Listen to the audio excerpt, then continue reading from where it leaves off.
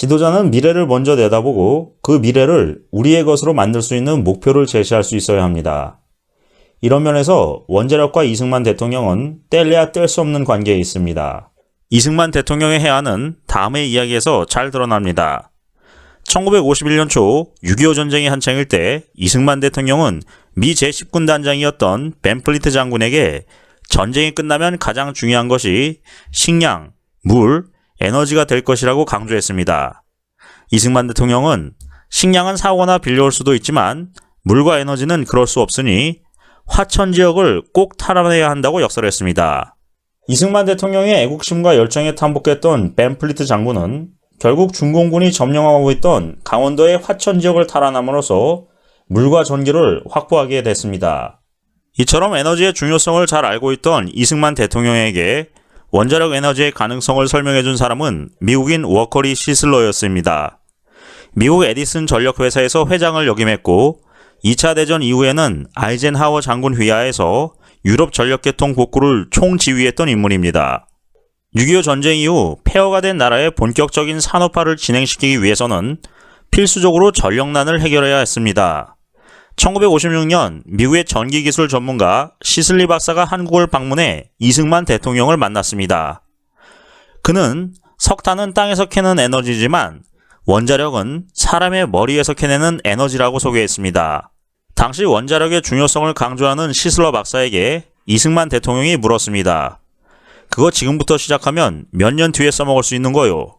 시슬러 박사는 한 20년쯤 걸린다고 대답했다고 합니다. 원자력이 가졌던 잠재력에 주목한 81세의 노 대통령은 원자력에 대한 투자를 시작했습니다. 이승만 대통령은 즉각 우수한 과학 인재들을 모아서 1인당 6,000달러의 거금으로 국비 유학을 보내게 됩니다. 당시 1인당 국민소득이 60달러 남짓하던 시절이었습니다. 20달러 이상의 외화를 지출할 때에는 자신이 직접 사인을 할 정도로 달러를 아꼈던 분이 미국과 영국으로 원자력을 공부하러 나가는 유학생들을 친히 경무대로 불러 너희들에게 나라의 장래가 달려있다. 열심히 공부하라면서 달러가 든 봉투를 쥐어줬다고 합니다. 전쟁을 치른 지 얼마 되지도 않은 세계 최극빈국에서 최첨단 미래 에너지 기술을 도입하고 개발에 나선 것이었습니다. 연구용 원자력 건설을 위해 당시로서는 엄청난 거금인 35만 달러를 쏟아부었습니다.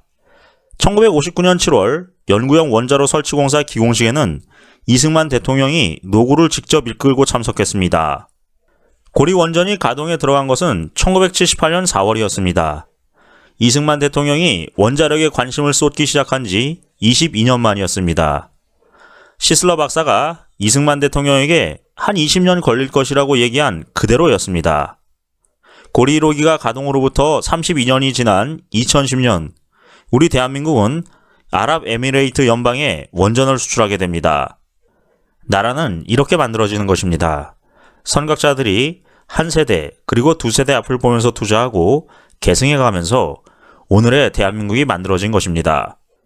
우리가 쓰고 있는 값싼 전기는 건국 대통령 이승만과 달러가 든 봉투를 받아들고 눈물을 삼키며 대서양과 태평양을 건넜던 젊은 공화도들의 열정의 산물이었음을 우리는 잊어서는 안 되겠습니다. 참고로 시슬러 박사는 당인리 발전소, 지금의 서울화력발전소 건설을 추진하는 데에도 많은 도움을 줬습니다. 2차 대전 이후 마셜 플랜에 참여한 경험이 있던 시슬러 박사는 우리나라에 AID 차관을 주선하기 위해 노력했고 그 결과 한국은 1956년 당인리 3호기와 마산 삼척발전소를 준공하여 부족한 전력을 메울 수 있었습니다. 이와 함께 시슬러 박사는 한국이 북한에 앞서서 WEC에 가입하는 데도 큰 역할을 했습니다. 북한이 한국보다 먼저 WEC 가입 신청서를 내자 북한의 가입 승인이 보류되도록 영향력을 행사하고 이 사실을 당시 박영준 초대 한전 사장에게 알렸습니다. 박영준 사장은 즉시 상공부와 외무부를 움직여 한국도 곧바로 가입 신청을 하고 시슬러의 막구 도움으로 한국이 먼저 가입할 수 있었습니다. 과거 원자력의 막내에서 명실상부한 원자력 강국이 된 대한민국을 지켜보며 아마 고인이 된 시슬러 박사도 흐뭇해하고 있을 것입니다. 우리도 원자력 초창기를 이뤄낸 여러 영웅들과 은인들을 절대 잊지 말아야 할 것입니다.